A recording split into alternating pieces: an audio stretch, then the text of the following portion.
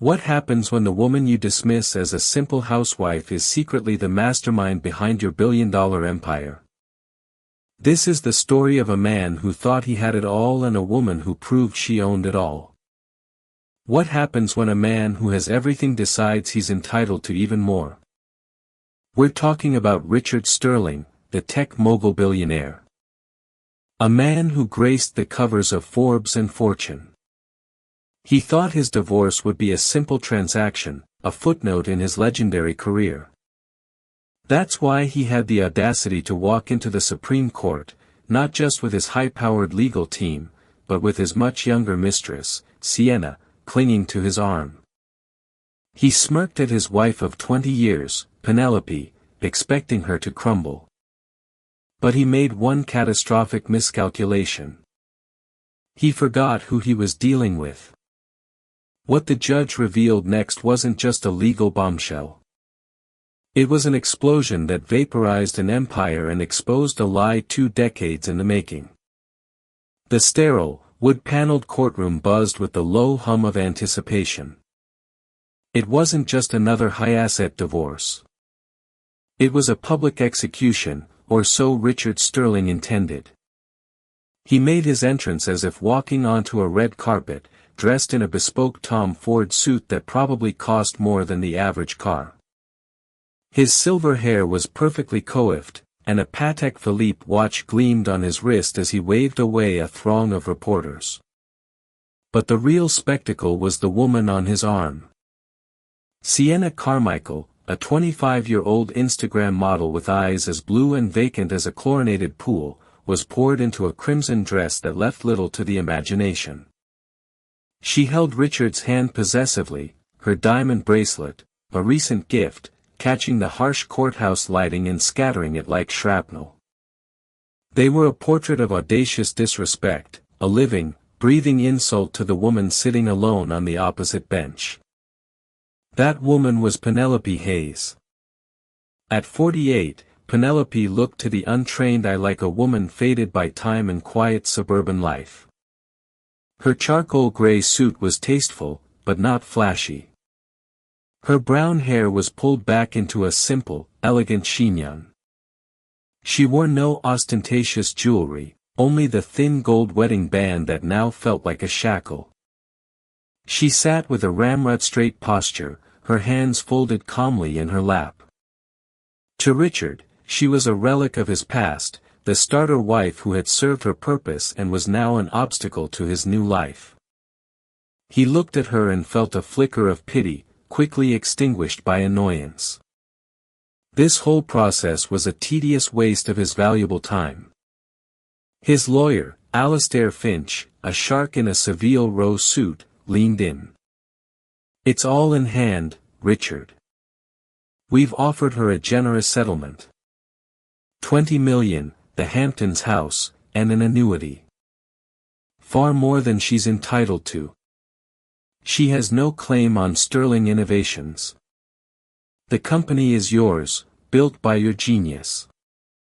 The judge will see that. Her refusal to accept is just greed." Richard nodded, his gaze flicking dismissively towards Penelope. $20 million is a rounding error for me, Alastair. But it's the principle. She didn't build a single thing. She planned dinner parties and redecorated the houses I paid for. She should be grateful. He caught Penelope's eye across the courtroom. He expected to see fear, sadness, perhaps desperation. Instead, he saw nothing. A calm, placid lake. It was unnerving. He had always been able to read her, to manipulate her quiet nature. But this version of Penelope was a stranger. His mistress, Sienna, squeezed his hand. "Don't let her bother you, baby," she whispered, her voice loud enough for the first few rows to hear. "Soon this will all be over and we can finally be together properly. Just think of the yacht in Monaco." Richard gave her a reassuring smile, the one he reserved for magazine photographers. He felt powerful, invincible. He was Richard Sterling, the visionary behind Sterling Innovations, a tech behemoth worth an estimated $12 billion. He had started with nothing but an idea and raw ambition. Penelope had been there, yes, a supportive partner in the early, lean years. But support didn't equate to equity. Love didn't translate to stock options. On the other side of the aisle, Penelope's lawyer, Ava Chen, a sharp-witted woman with an unassuming demeanor and a mind like a steel trap, placed a hand on her client's shoulder. "Are you ready, Penelope?" Penelope took a slow, deep breath and finally looked away from her husband. "I've been ready for a long time, Ava," she said, her voice steady and clear. "Let's begin." The bailiff's voice boomed, "All rise." The Honorable Judge Evelyn Davies presiding. A stern, intelligent-looking woman in her late 60s took the bench. Judge Davies had a reputation for being meticulous, fair, and utterly immune to the theatrics of wealth and power. Her eyes scanned the room, lingering for a moment on Richard and Sienna, a flicker of something unreadable in her expression, before settling on the documents before her. "We are here today to hear the divorce proceedings of Sterling versus Hayes," Judge Davies began, her voice cutting through the tension. "Mr. Finch, you may begin." Alastair Finch stood up, radiating confidence.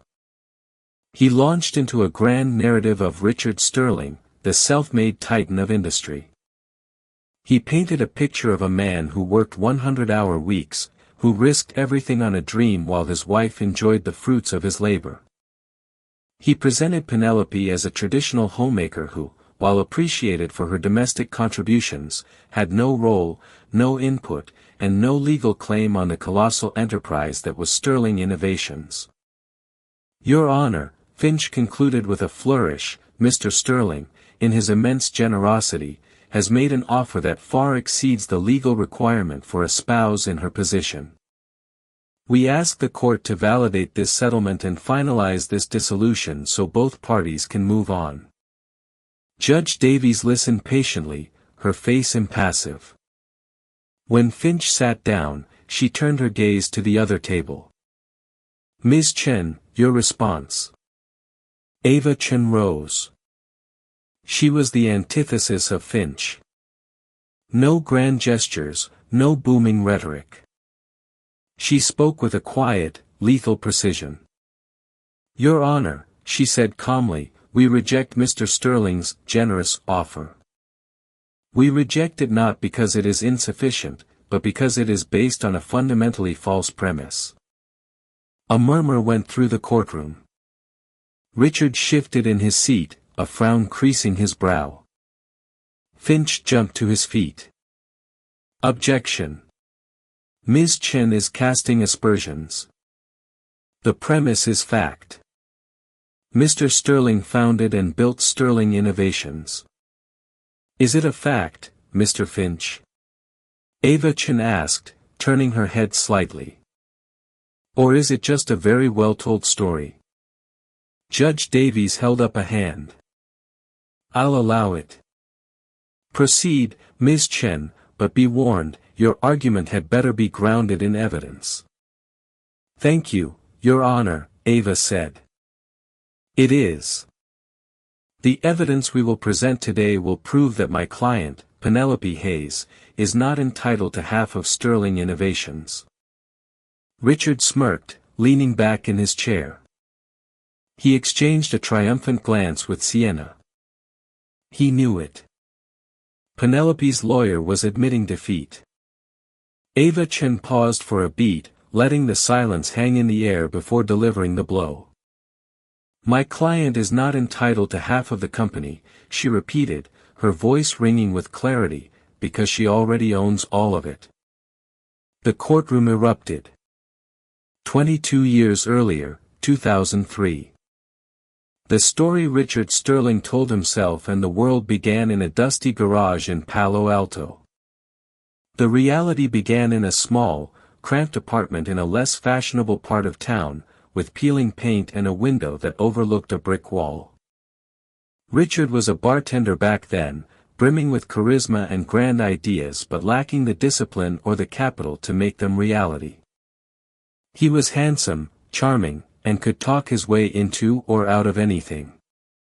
He dreamt of being a tech visionary like Steve Jobs or Bill Gates, but his days were spent pouring drinks and his nights were spent sketching out half-baked business plans on cocktail napkins. He met Penelope Hayes at a university library. She wasn't a student there. She was a freelance coder and data analyst, a ghost in the machine for several burgeoning tech startups. She was brilliant but intensely private.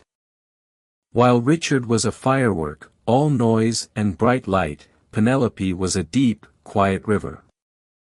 She had a mind that saw patterns and possibilities where others saw only chaos. She had come from a family of academics, people who valued intellect over attention. They fell in love quickly. He was drawn to her quiet strength and her sharp mind, which he found exotic. She was drawn to his boundless energy and his unshakable belief in himself, a confidence she had always lacked. One evening, over cheap takeout Chinese food, Richard was passionately explaining his latest idea. A software platform that could streamline supply chain logistics for small businesses. It was a good idea, but it was just the tan idea. He had no code, no model, no capital. Penelope listened patiently, then walked over to her beaten-up desktop computer. The core problem isn't just streamlining, she said, her fingers flying across the keyboard. It's predictive analysis. You need a system that doesn't just track inventory, but predicts demand based on dozens of variables: market trends, weather patterns, social media sentiment. That's the real value. Over the next 6 months, while Richard continued to work at the bar, Penelope dedicated herself to building the foundation of that system. She wrote the core algorithm, a piece of code so elegant and powerful it was years ahead of its time. She worked late into the night, fueled by coffee and a silent, burning ambition of her own. She called the project Nexus. The problem, as always, was money. They needed servers, patents, a small office, and at least one other programmer. They were flat broke. We could try to find venture capitalists, Richard suggested, frustrated. But they'll want 80% of the company before we've even started. That's when Penelope revealed her secret.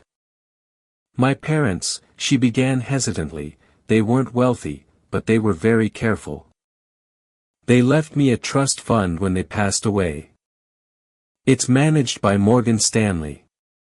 Richard's eyes widened.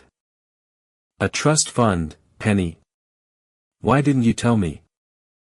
How much? It's significant, she said. Around $2 million. But there are conditions. My father was very protective. The trust was structured so that the capital could only be used for a business venture where I was the sole proprietor. He didn't trust anyone else with my future. Richard's face fell. His dream was right there, but locked behind a door he couldn't open. Sole proprietor. So I'm out. Penelope looked at him, at the man she loved, whose ambition she wanted to nurture. She saw his charisma, his ability to sell a vision, to be the face of an enterprise in a way she never could be. She hated public speaking, hated networking. He thrived on it. They were two halves of a whole. She had a plan that was both a loving sacrifice and a masterfully strategic move. No, she said softly, not out. We formed the company, a Delaware C corporation. Legally, on all the incorporation documents filed with the state, I will be listed as the 100% shareholder, funded directly from the trust as per its bylaws. This satisfies the legal requirement of the trust. She paused, taking his hands. But publicly, Richard, it will be your company. We'll call it Sterling Innovations. You will be the CEO, the president, the chairman. You will be the face and the voice. We'll draw up a private internal agreement, just between us. It will state that you are the acting CEO, granted a generous salary and a significant performance-based bonus structure tied to the company's growth. We'll even call your bonus, profit sharing, so you feel like an owner. But the equity, the actual ownership, that has to remain with me to unlock the funds. Richard was hesitant. So, I'd be an employee. Your employee. The word tasted like ash in his mouth. You'd be the leader, she corrected gently. The visionary.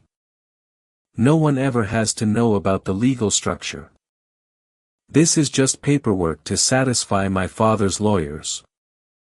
In the real world, in the press, to our future employees, you are the founder. I'll stay in the background as Chief Technology Officer. Maybe. I prefer the work anyway, not the spotlight. It's the only way, Richard. It's our only path. Blinded by the sudden proximity of $2 million and the promise of his name in lights, Richard agreed. He saw it as a temporary legal hurdle, a formality. In his mind, his vision and her money were merging. Over time, that distinction would blur until it vanished completely.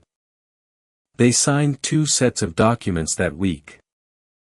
The first were the public-facing incorporation papers for Sterling Innovations, which listed Richard Sterling as CEO and president. The second was a deeply confidential, ironclad private agreement drafted by the trust's attorneys. It explicitly stated Penelope Hayes was the sole capital contributor and 100% owner of all shares, and that Richard Sterling was an employee at will granted the title of CEO. It was notarized and filed away in a safe deposit box at a bank managed by the trust. And so, Sterling Innovations was born. Fueled by Penelope's capital and built on the foundation of her code, but with Richard Sterling's name on the door. He was a brilliant salesman, and he sold the story of the self-made man to the world, and eventually, even to himself. The first 10 years were a whirlwind of success. Richard, freed from financial constraints and powered by Penelope's revolutionary software, was unstoppable. He was a master at networking, at wooing investors for secondary rounds of funding, all of which were legally structured as debt financing or non-voting shares to avoid diluting Penelope's sole ownership, and at building a cult of personality around himself. He was the charismatic genius on the cover of magazines. Penelope, meanwhile, willingly took a back seat. She led the tech development team, working quietly and diligently out of the spotlight. She was listed on the company website as head of R&D. Most employees saw her as the quiet, slightly awkward wife of the brilliant boss. They had no idea that the entire infrastructure they worked on was the product of her mind. When they married 2 years after founding the company, she took his last name for social purposes but legally remained Penelope Hayes on all her financial and corporate documents, a detail Richard found sentimental and never questioned. Their marriage was, for a time, a partnership. He was the rocket fuel. She was the guidance system. But as the company's valuation soared from millions to billions, the balance of power in their relationship began to shift, at least in Richard's mind. He started to believe his own press. He forgot the cramped apartment, the trust fund, the private agreement. He remembered only his speeches, his deals, his triumphs. He saw Penelope not as his partner but as part of his domestic support system. The woman who ran their sprawling Atherton mansion, who raised their 2 children, who organized the charity galas that burnished his public image. Her role as head of R&D became more of an honorary title in his eyes. He promoted others above her, men who were good at corporate politics.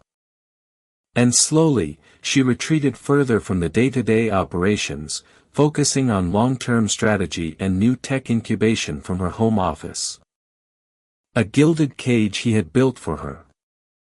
The first major crack appeared 5 years ago. Richard, drunk on power and adulation, began to change. He became dismissive, arrogant, and cruel in small ways. He'd mock her ideas in front of others, calling them quaint. He traveled constantly, his explanations for his whereabouts becoming vague. Then came Sienna Carmichael. Penelope discovered the affair not through a stray text message or a lipstick stain, but through a corporate expense report. She still had top-level access to the company's financials, a privilege Richard had forgotten or deemed unimportant. She saw a charge for a $50,000 diamond bracelet from Harry Winston, coded under Client Entertainment. A few clicks later, she saw charges for suites at the Four Seasons in Paris, private jet charters to St. Bart's, a lease on a penthouse apartment on Park Avenue, all billed to Sterling Innovations. All for a client named Sienna Carmichael. There was a moment of profound, soul-crushing pain. The betrayal was absolute. But Penelope did not cry. She did not scream. The quiet river of her personality froze over into a sheet of ice. The years of being underestimated, of being slowly erased from her own story, had forged a core of steel within her. She didn't confront him. A confrontation would have been emotional, messy, and ultimately pointless. He would lie, charm his way out of it, and paint her as a hysterical, jealous wife. Instead, she acted. She made a phone call not to a marriage counselor, but to the top marital and corporate litigator in the state, Ava Chen. In a quiet, discreet office overlooking the San Francisco Bay, Penelope laid out the entire story. She told Ava about the early days, the trust fund, the algorithm she wrote. And then she produced her trump card, a certified copy of the private ownership agreement, retrieved from the bank's safe deposit box where it had sat dormant for 2 decades. Ava Chen read the document, her expression shifting from professional interest to utter astonishment. She looked up at the quiet, dignified woman sitting opposite her. She wasn't just looking at a wronged wife. She was looking at the sole, undisputed owner of a multi-billion-dollar corporation who had been living as a ghost in her own machine. He's been using corporate funds to finance his affair, Penelope stated, her voice devoid of emotion. He's diluted the company's value with his recklessness and his ego. This document is ironclad, Penelope, Ava said, her mind already racing through the legal possibilities. The terms of the trust, the source of the capital, the notarized signatures. There is no ambiguity here. You own Sterling Innovations. All of it. I know, Penelope replied. When he asked for a divorce a month ago, he told me he would be fair. He offered to let me keep the house he thought he paid for. A humorless smile touched her lips. I think it's time we corrected the narrative. The strategy was set. They would let Richard file first. They would let him and his shark, Alastair Finch, lay out their entire case based on the public story. They would let him walk into court with his mistress on his arm, the pinnacle of his hubris. They would give him all the rope he needed. And then, with one simple, undeniable document, they would let him hang himself. For the next 6 months, Penelope played the part of the broken, defeated wife. She was quiet, acquiescent. She moved into the guest wing of the mansion. Richard saw it as her slow acceptance of the inevitable. He had no idea he was a king living on borrowed time in a castle that had never been his. Back in the courtroom, the shockwave from Ava Chen's declaration, "My client already owns all of it," had subsided into a tense, disbelieving silence. Alistair Finch was on his feet, his face flushed with anger. "Your Honor, this is outrageous. It's a desperate, theatrical ploy. We have 2 decades of public records, tax filings, SEC documents that list Mr. Sterling as the chairman and primary stakeholder. Is Ms. Chen suggesting these are all fraudulent?" "Not fraudulent, Mr. Finch," Ava replied calmly. "Just incomplete. They tell a story, but not the whole story. With the court's permission, I'd like to call Mr. Richard Sterling to the stand." Judge Davies nodded. "Mr. Sterling, please approach." Richard walked to the witness stand, a look of profound irritation on his face. This was a circus. He shot a venomous glare at Penelope, who met his gaze without flinching. Ava Chen approached the stand. "Mr. Sterling, thank you for your time. Let's start at the beginning. You are credited as the founder of Sterling Innovations. Is that correct?" "That is correct," Richard said, his voice booming with authority. "And you founded it in 2003 out of your garage with nothing but an idea and a dream." "Yes, it's a well-documented story." "Indeed," Ava said, picking up a file. "Let's talk about the initial capitalization. A dream is wonderful, Mr. Sterling, but a company requires capital. Where did the initial seed money come from?" Richard hesitated for a fraction of a second. "I secured private funding from personal savings and family loans." "Family loans?" Ava pressed. "Could you specify which family members?" "Your parents were of modest means, and you were a bartender at the time, correct?" "I had savings," he snapped. "This was over 20 years ago. I don't recall the exact details." "Let me help you," Ava said, her voice turning sharp. "Isn't it true that the initial capital infusion into the corporate account for Sterling Innovations on May 12, 2003, was a single wire transfer in the amount of $2 million? Richard's eyes narrowed. "That sounds approximately correct." "And isn't it true," Ava continued, walking towards the clerk, "that this wire transfer did not come from your personal account or from any of your family members, but rather from a trust account managed by Morgan Stanley? An account held in the name of one Penelope Hayes?" She handed a document to the clerk. "Your Honor, I submit as Exhibit A certified statement from Morgan Stanley detailing the 2003 transfer." Judge Davies examined the document. Alistair Finch rushed over to look at it, his face paling slightly. "This money was a gift," Richard stammered from the stand. "A gift from my then-girlfriend to help start my company. She believed in me." "A gift?" Ava mused. "A $2 million gift with no paperwork.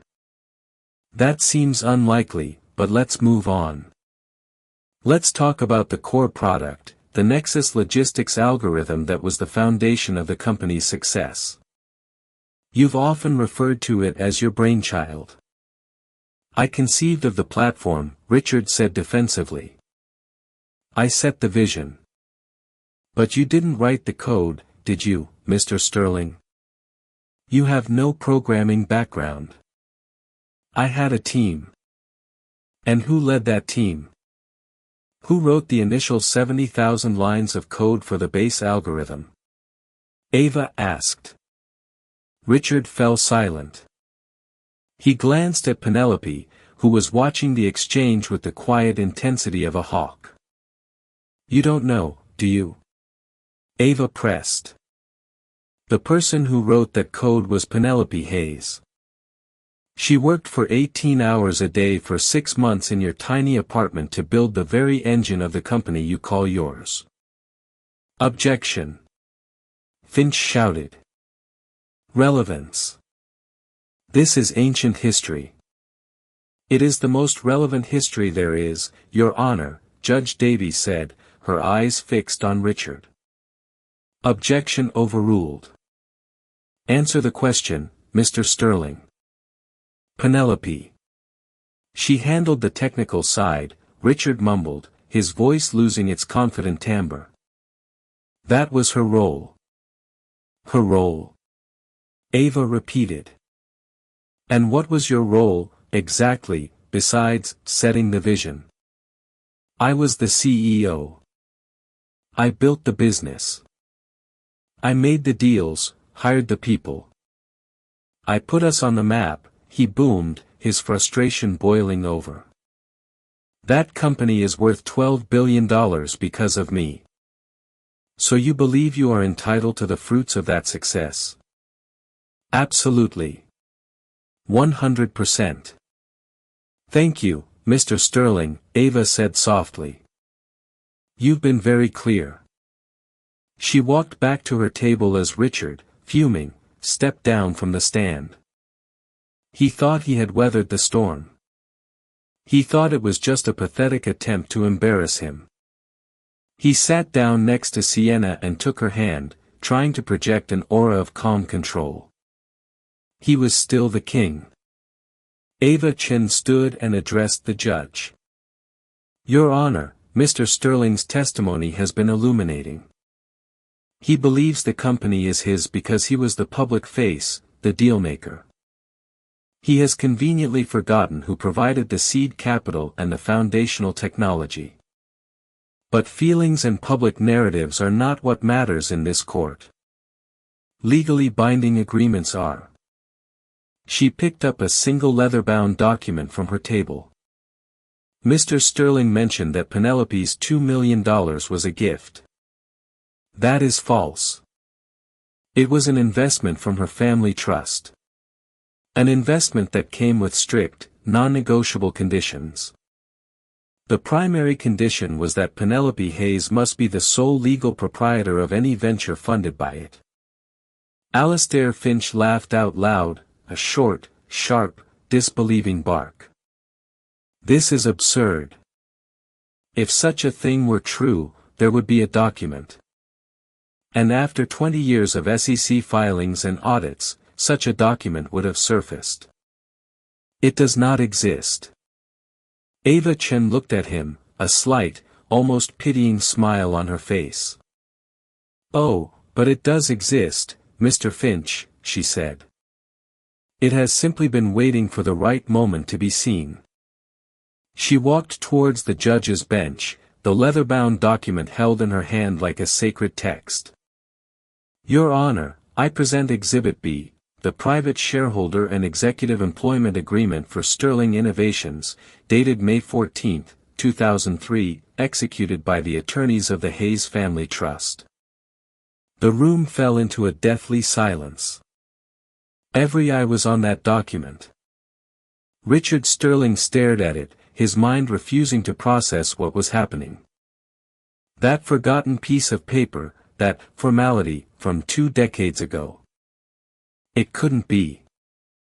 This document, Ava announced, her voice resonating in the still air, was a precondition for the release of the trust funds. It stipulates in clear, unambiguous language that 100% of the founding shares of Sterling Innovations are the sole property of Penelope Hayes.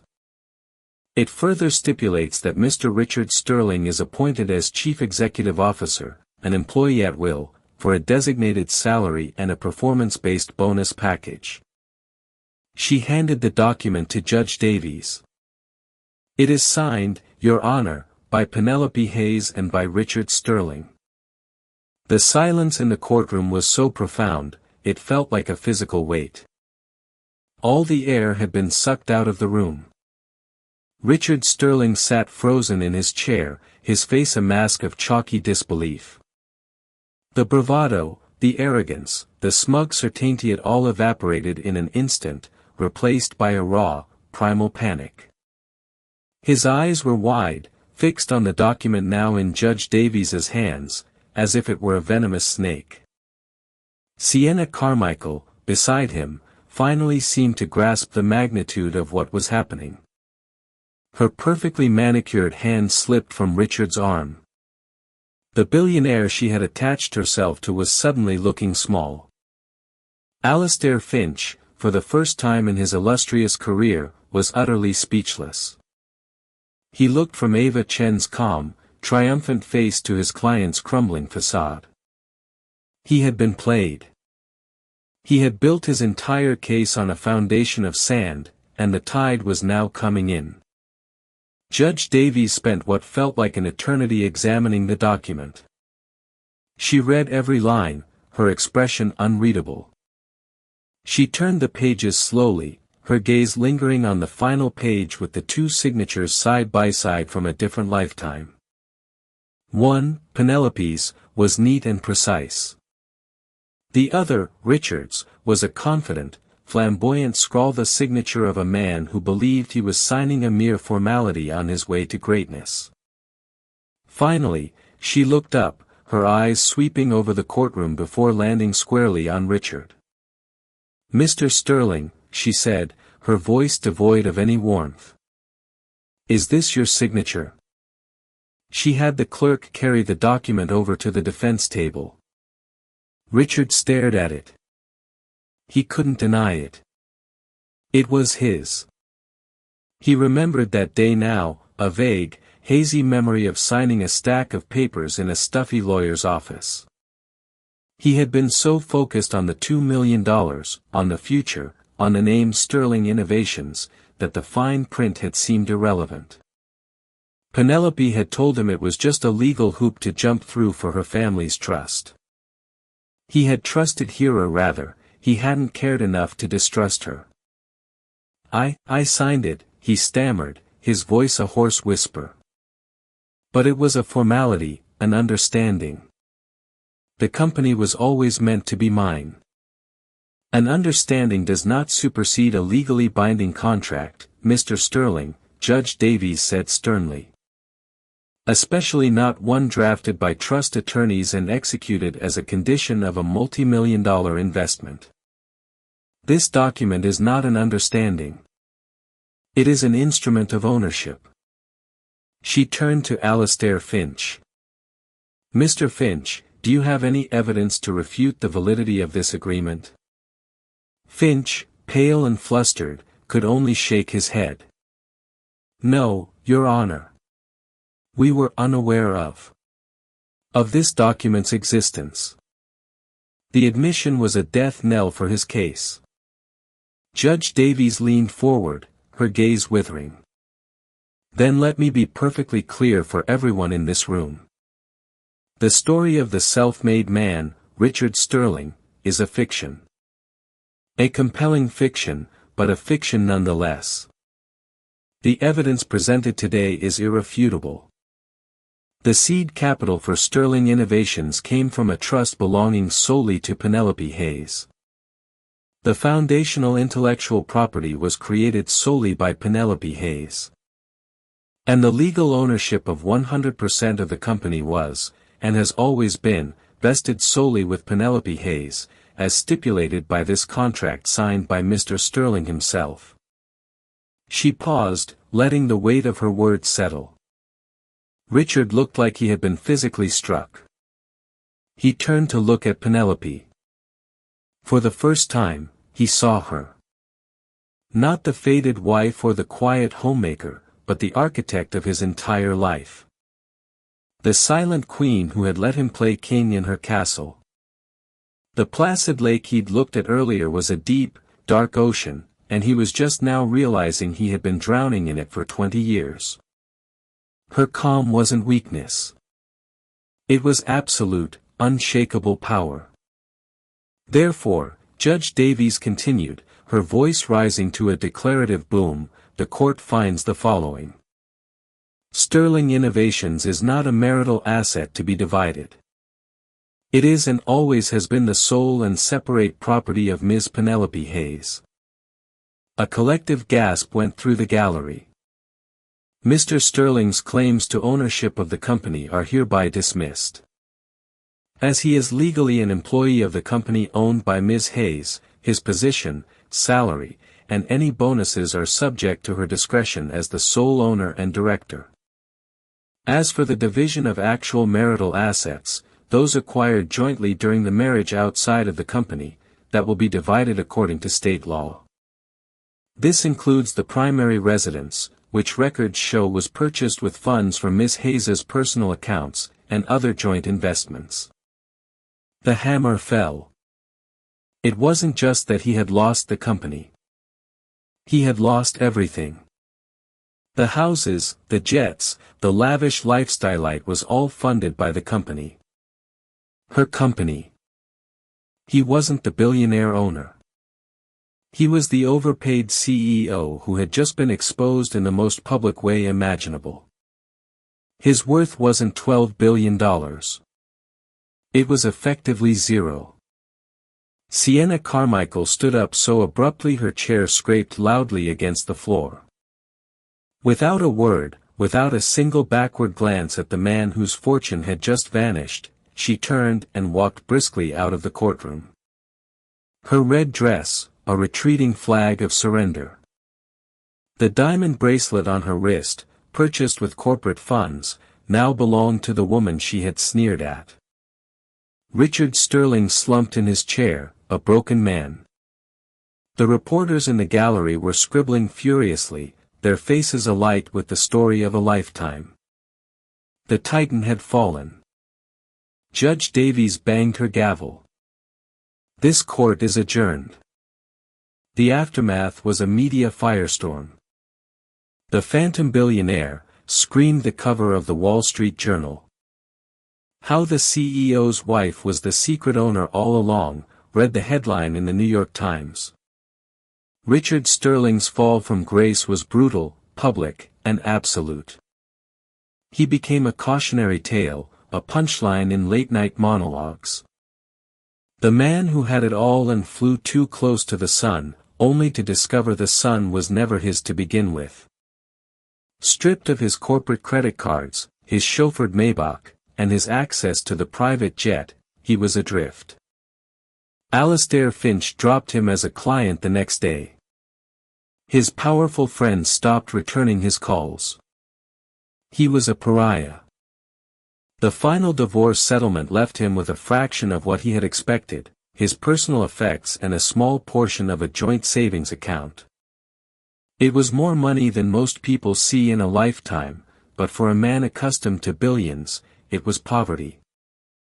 The day after the verdict, Penelope Hayes walked through the gleaming glass doors of the Sterling Innovations headquarters in Silicon Valley. She was no longer dressed in the muted tones of a courtroom observer. She wore a sharply tailored power suit in a deep shade of sapphire blue, her hair down, her stride confident and purposeful. The lobby fell silent as she entered.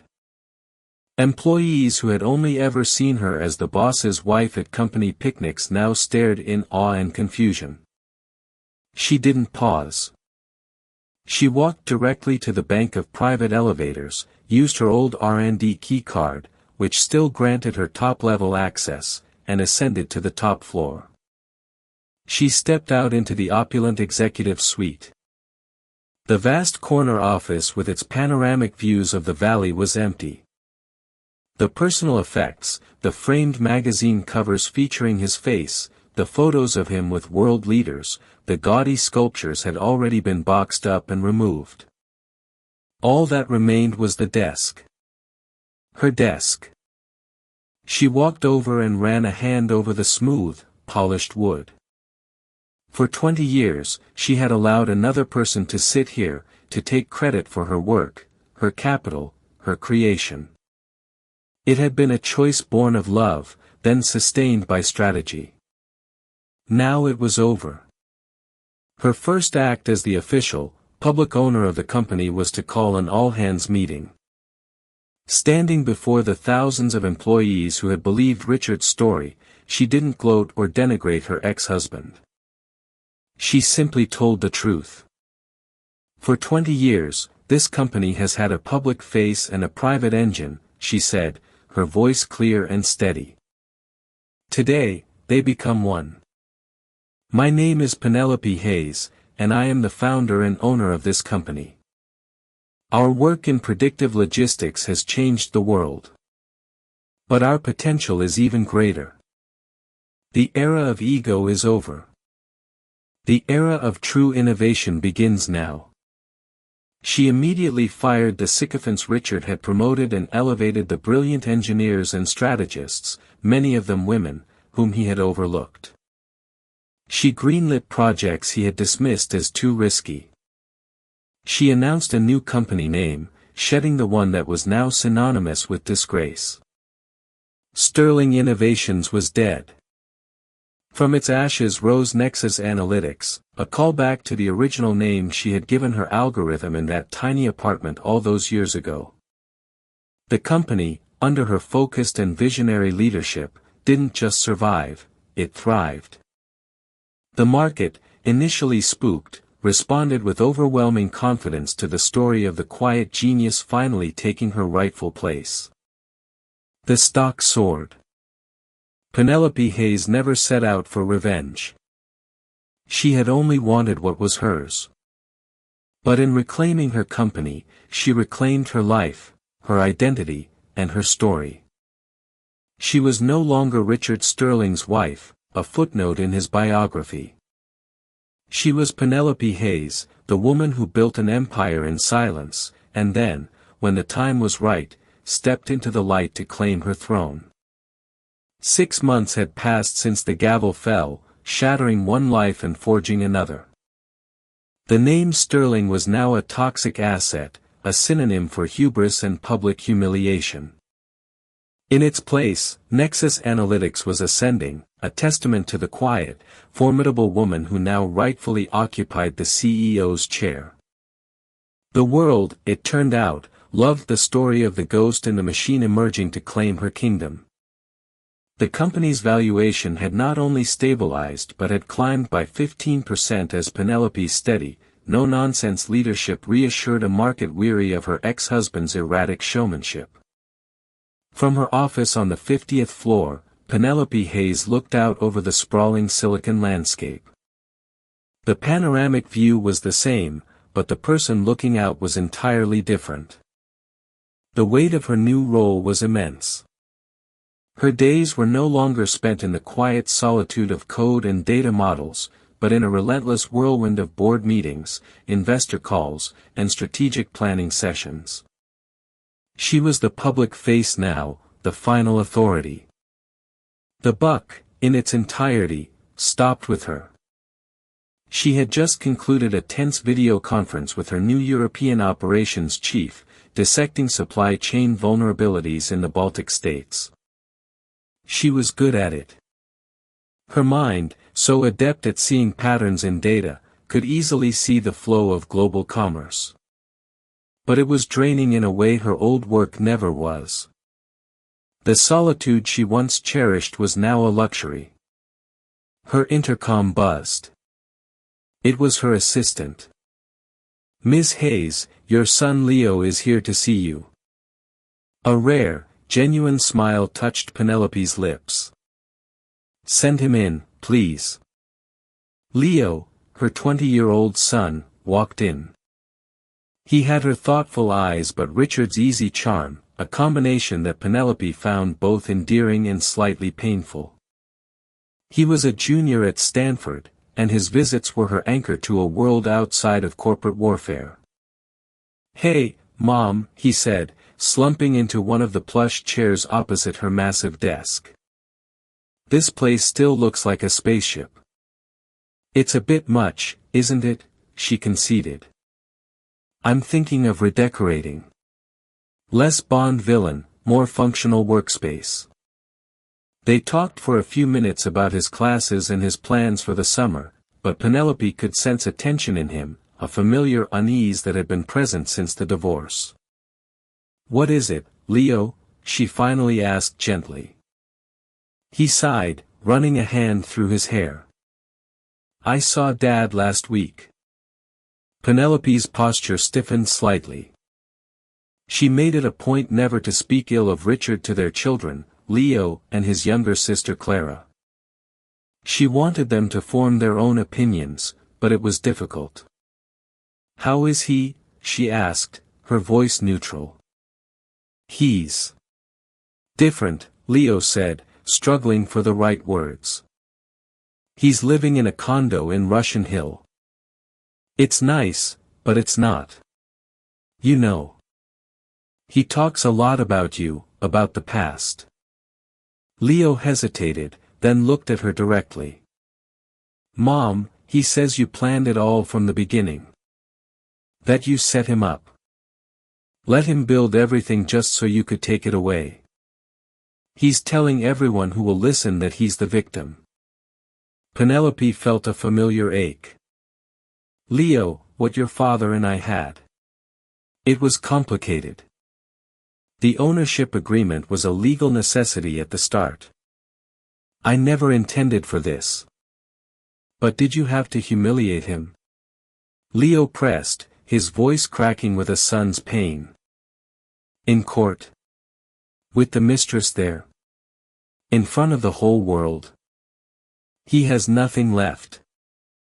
He made his choices, Leo," Penelope said, her voice firm but not unkind. "He chose to have an affair. He chose to use company money to fund it. He chose to file for divorce and try to leave me with a pittance of what we built. He chose to walk into that courtroom holding her hand. That wasn't my decision. My only choice was whether to lie down and be erased, or to stand up and claim what was legally and morally mine. I chose to stand up. For myself, and for you and Clara." Leo looked down, conflicted. "I know. It's just. He's plotting something, Mom. He's not the kind of man who just fades away. He's met someone. Not a woman. Some finance guy, a hedge fund manager named Damien Croft. Dad's been feeding him information about Nexus." Penelope felt a chill run down her spine. Damien Croft. The name was infamous. Croft was a corporate raider, a vulture who specialized in hostile takeovers of vulnerable companies. "What kind of information?" she asked, her mind instantly shifting into strategic mode. "I don't know the details," Leo admitted, "just that Dad thinks he's found a way to get justice. He says you're a tech nerd, not a business leader, and that this Croft fellow is going to expose you and take the company apart." The conversation was cut short by the urgent buzz of her private line.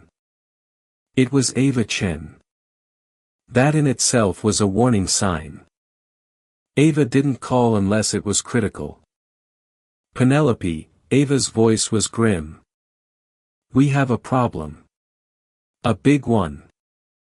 Meanwhile, in a sleek, minimalist condominium overlooking Alcatraz, Richard Sterling swirled a glass of expensive whiskey he hadn't paid for. He looked thinner, his face etched with a bitterness that had aged him more than the past 10 years of success ever had.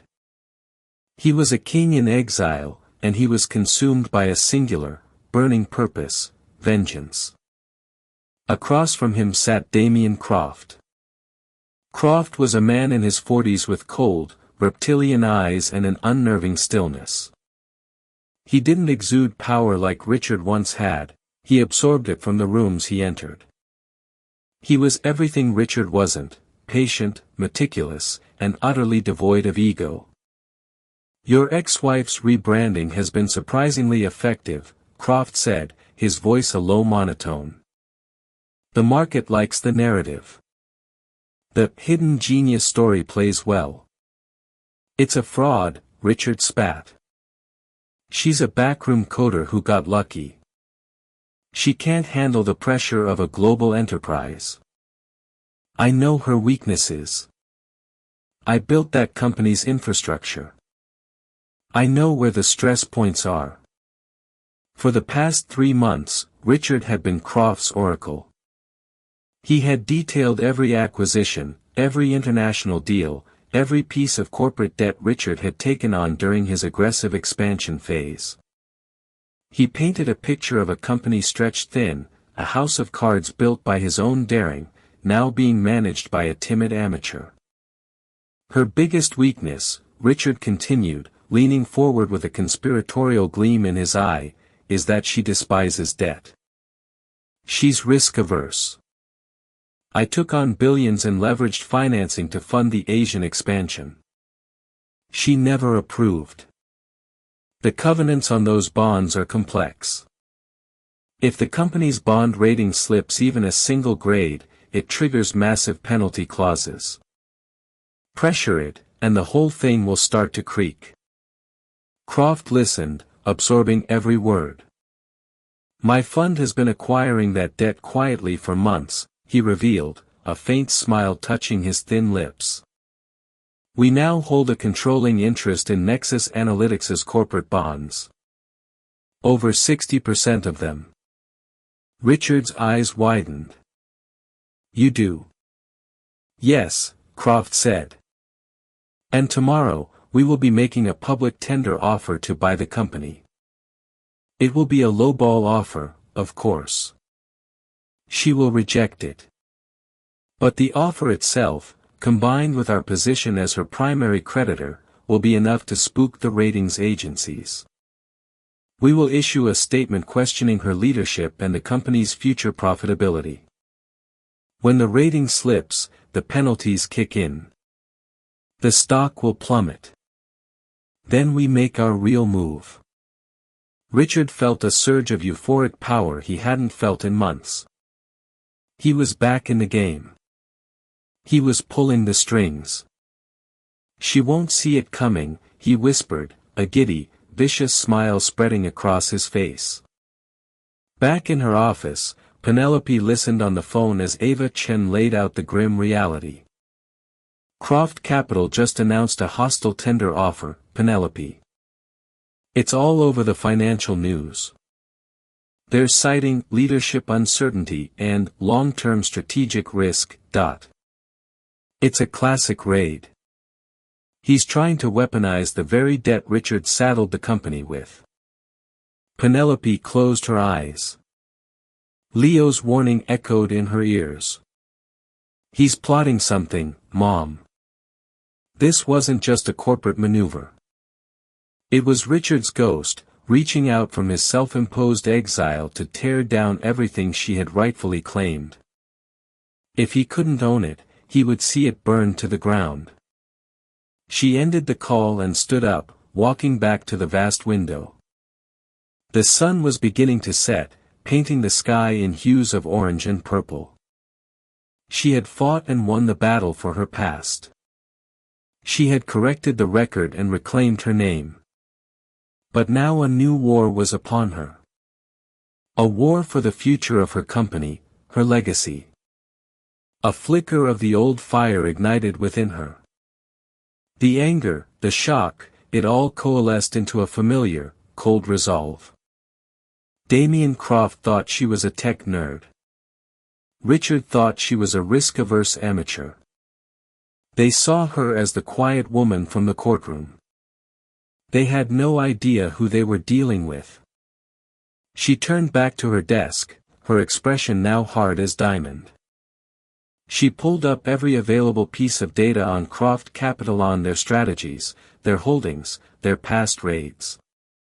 The fight wasn't just in the boardroom anymore. It was here, in the data. This was her battlefield. You want a war, Richard, she whispered to the empty room. You have no idea how well I know how to fight one. What a story of poetic justice.